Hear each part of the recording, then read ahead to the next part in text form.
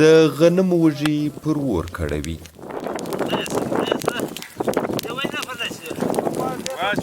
د پښین سیمې د کلیوال خلکو په اصطلاح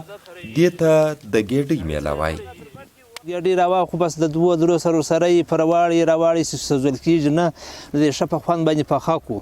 بس نو بیا د 3-4 منټه واخلي د هغه بعده بس بیا راواخو وروره چې ډېره ګرمه هم نه لاس نه سوځي به د ښه په ارتباط باندې بیا په لاسو کې وموږو بیا نو راواخو وروره په کاسه کې واچوو دا غټې دانې دغه در ټولې کړو هغه چلکه هغه در ټوله کړو دانه چې پاتې شي هغه بیا باد ته په مخه ورکړو ویې بس د څه ګرمه لایي بس بیا نو خوري چې ټنډه شي بیا مطلب مزه نه کوي نه دی. د ګېډۍ لپاره پچاڼ یو وږی پرې کوي او هغه وږي راټولوي چې نه ډېر پخ سوي وي او نه ډېر اومه وي. موږ د کلیوالا ځوانان کشنیان لویان دا ګډ راوځي